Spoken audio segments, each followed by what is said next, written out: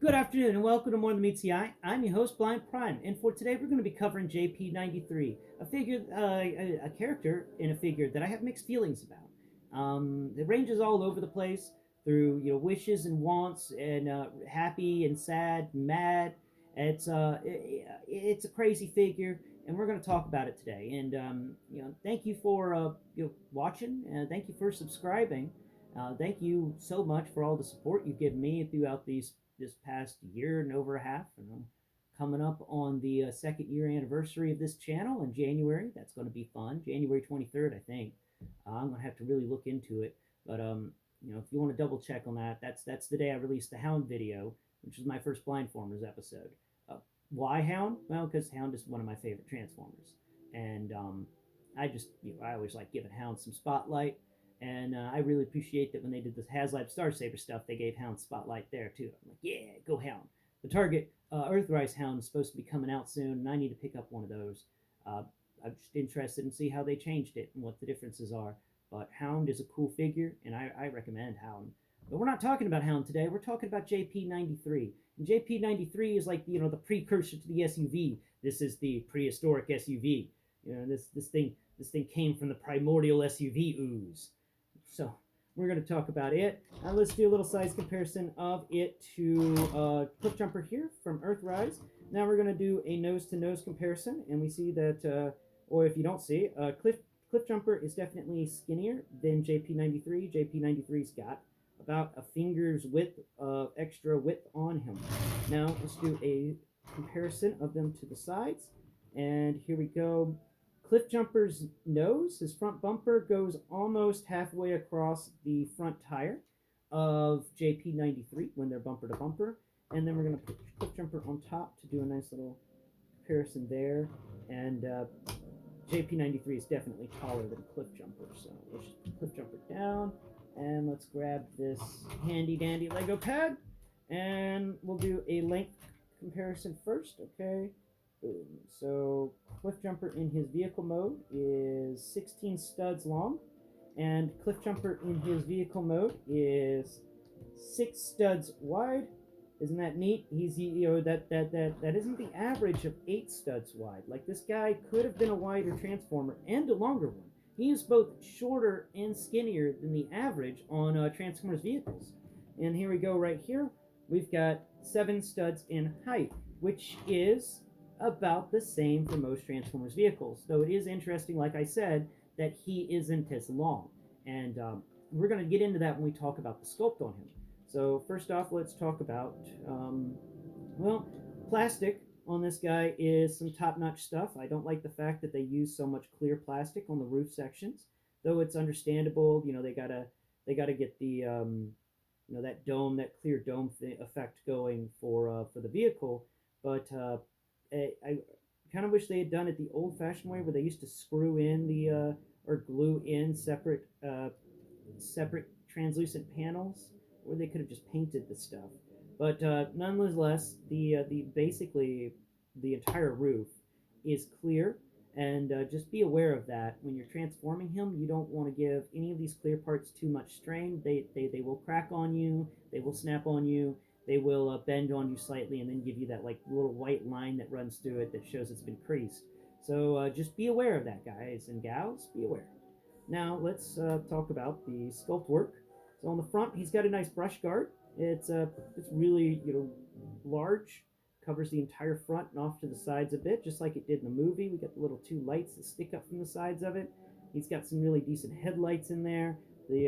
The grill on, if you could put your finger between those rails, the grill is really expertly done with sculpt work. The other light is really done well with sculpt work. The hood of this vehicle has some great kind of sculpt work on it. You can fill lines and where they etched out panels and stuff for the hood of the vehicle, and that's really cool. Even though it does transform, and the hood, I think, the hood splits in part and stuff, but still. The hood is a decent hood. It's they did work to put in some stuff. I'd scratch it with my finger to give you an idea of its type, like I usually do, but I don't want to interfere with this paint job on it.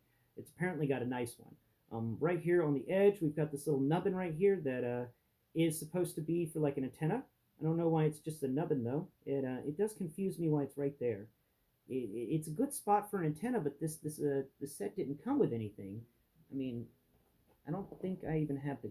Oh, there's the gun. So here's the gun the set came with, and this gun doesn't have anything. Wait, is this the gun the set came with? No, no, it is. Yeah, this is the gun, but it doesn't have any special features to it or anything like that. It's just a yeah, you can't put it on that effect, which is sad. So put that gun back. So yeah, that is kind of a shame that you can't put anything there but blast effects, but you can put blast effects. And you know, if you wanted to go a little sci-fi with it, you can give him this blast effect I got from Jetfire, and we can stick it on to the little nubbin. There we go. And now he's got the crazy awesome antenna. He has got a laser antenna. You know, T-Rexes try to bite this vehicle with this laser antenna. Yeah. That's pretty funny. Lightsaber is a as your radio antenna on a vehicle. Bugs beware. Okay, so that's something, but siege port wise, this guy's got nothing. That is the only blast effect port, siege port, any port of any sort on this vehicle, and that rhymed. That's cool. Moving on, the front windshield's pretty decent. It's big, it's wide, it's got a couple of windshield wipers etched into the windshield itself with sculpt work. That's really excellent. I do appreciate the windshield. Come up here to the roof of it, and we get the bulbous bit, you know, where the roof of this thing popped up a bit more to allow people to stick their heads up into this glass dome area and look around at the dinosaurs and could pretend to be little meerkats by popping their heads in and out of the vehicle and sticking them up into this open area. Now, up here at the top, there are these two things that stick up, and I don't know if they're supposed to be lights. I honestly don't remember that part of the vehicle very well. And it isn't like audio description describes these types of details to you, because it doesn't. It gives you the roughest type of description possible. It would be neat to have a layered audio description film where you know the audio description starts the first time you watch it through on the broad strokes, and the second time you watch it through, they take the time to describe things in more detail, and then the third time you watch it through, the detail even gets more finer, so you don't miss a thing. That would be kind of interesting. It would require you to watch the movie a few times over. But if you're like me and you watch movies that you enjoy multiple times over, then it won't be too big of an issue. And you'll always have a new thing to observe, a new thing to notice. You know, like the fourth watch through, it just start telling you what the people are doing in the background. Like, guy in blue shirt drinking from a coffee cup. You know, things like that. That would be kind of neat. Anyway, so that would be neat if y'all could tell me if these lights on top are supposed to be there or not. But I think they are. On to the sides here. Well, we'll go down the back and then we'll cover both of the sides because the sides are the same. So that's the top. It's very nice. Other than some little slivers where the transformation occurs, this is an excellent feel to it. This has a great feel to it, and there's no bulbous hinges. I just love that. I love that. I love that. There's no bulbous hinges here. Okay, just understand how annoying bulbous hinges are to me. I hate them. Back here on the back, we've got this nice little, like, you know, the top seeing section drops down, and then we have the back windshield of the vehicle, and come down here, the back windshield's got its own windshield wiper, and then you got the little handle so that you can open up the back compartment, and go down even further, and then there's that spot where the license plate should be. Now it has the tail lights, and the tail lights are etched. They're that rough type of tail light that we saw a lot in the 90s. They always had those grooves on the tail lights, and that's cool. That's neat that they actually included that. That's really fun. And or they could also be grills that they put over the tail lights to stop them from being attacked. I'm not sure. But that's the sides. You know, that's the back. Let's cover the sides now. The sides are where I'm a little annoyed with this guy. I mean, it's a decent feel. You got the rear view mirror. You got the door handle. You got the door. You got the second etched door that doesn't open. This is where my annoyance comes in. This front door shouldn't be as big.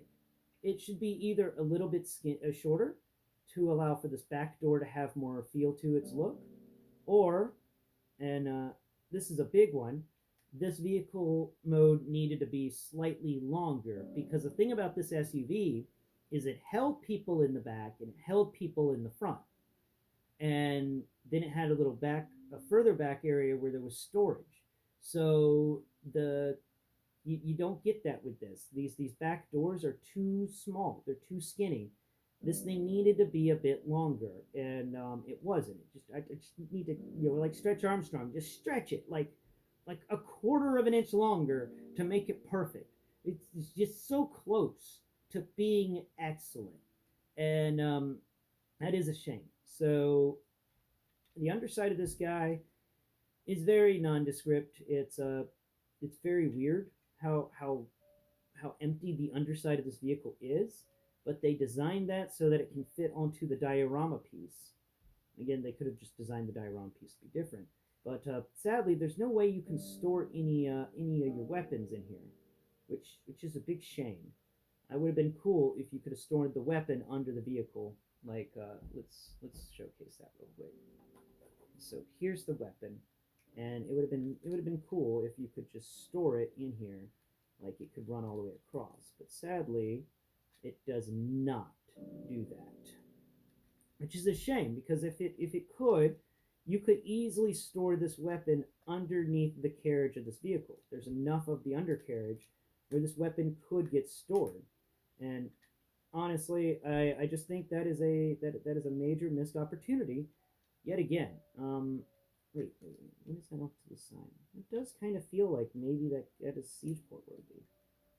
Let's see. Nope, it's just too wide at the top. Okay, put the gun back. All right, guys. Well, my overall thoughts and feelings on this vehicle.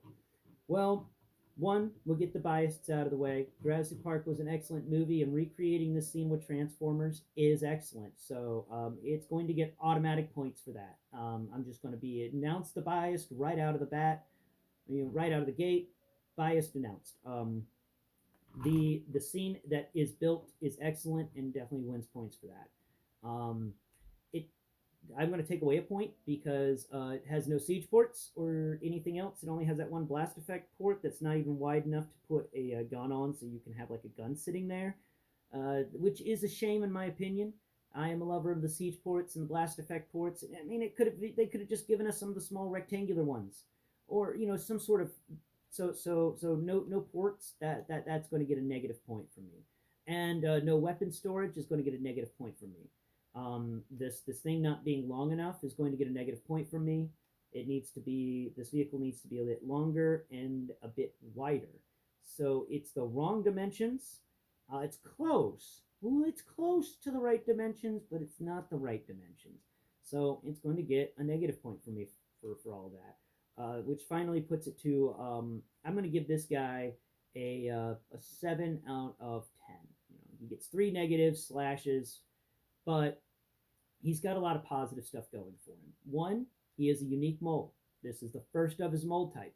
That is a major plus. I always give bonus points to the first of the mold, because it's trying something new. It's experimenting. It's getting itself out there. Whether it fails or succeeds, it's still the attempt, and I will always praise the attempt. I will always praise the try. Yoda was wrong on that. Do or do not. There is no try. No, no, no, no. There is a try. There's a try all the time. Try all the time. Do or do not. There is no try. Get out of here, Yoda. Get out of here. There's always a try. Try and try and try again. You just keep going. You keep falling. You just keep picking yourself back up. But so overall rating, this is a 7 out of 10. And vehicle mode, it could be better. I know I'm grading it pretty high on vehicle mode. Most people would have given this thing a 5.5 or a 6 out of 10. Some of them would have even given it a 4 because they're just really harsh graders. But personally speaking, I think they did the best with the limitations they were given on this. I'm going to give them the Transformers team, not Hasbro. I'm giving the Transformers team the benefit of the doubt on here. That Hasbro forced them to do what they had to do with this thing and squeeze it down and made them spend less money on it, just so that it would match up better with the T-Rex. Instead of upsizing the T-Rex a little bit, they downsized the vehicle a little bit, which, and that's a typical Hasbro move. I bet you the Transformers team was not happy about that, because I've been watching them and they seem to love what they do. So that Hasbro team, not the Hasbro, the Transformers team is a top-notch team, and I'm hoping that that we keep getting some good stuff out of them. Then again, we got some new members to the team since Legacy began, so it's up in the air. But this is from the old members, so that's also important to remember. But guys, I think that's going to be all the video today. I'm gonna if you want to watch some of my rants and raves on Hasbro, what's going on there, and you want to watch something on the new Brandon Sanderson book that just came out, head up my TikTok. Blind_prime is my TikTok. It's easy to remember. It's the same as the YouTube. So tune in there if you want to watch some random bloopers from this video from my YouTube channel, or if you want to just watch something new. I do a lot of stuff on there that I don't do on YouTube because I am worried about oversaturating my YouTube over uploads, and it doesn't seem like you can oversaturate your TikTok uploads. It just seems TikTok does whatever. But tune in there if you want to see more stuff from me, and please keep tuned to my channel in the future. I have the Blindformers episode will be up tomorrow on how to transform this guy JP-93 from his vehicle mode into his robot mode. And thank you to everybody who has subscribed, and thank you to everybody who likes and comments on my messages. I really appreciate hearing back from you, and it means a lot to me to get comments, whether they be negative or positive. And I always, always, always appreciate the comment where somebody points out something that I can't see that I was unaware of. And if they point out where I did something wrong, I also love those comments because that helps me improve. It helps me improve the YouTube channel. So I'm not going to get butthurt if you point out something that I did wrong. I'm instead going to dwell on it and think about it and improve myself because that's how life is. And there's no improving unless you know where to improve, and that's where people commenting on your work and telling you where you screwed up can help, or telling you where you're doing right can help. Just understanding the direction I'm moving in is the correct direction always helps, and I love hearing back from you, and I love commenting and talking to others. So thanks for watching, and oh, by the way, I'm going to do a quick call out. If you want to see somebody rant and rave about Hasbro and have some fun doing it and drink a little, then watch the Drunken Prime. I'm trying to make friends with all the Primes out there. We're going to make a Prime Club. We're going to try and make a Prime Club. We should make a little channel called Just the Primes. Thanks for watching, and please tune in next Prime.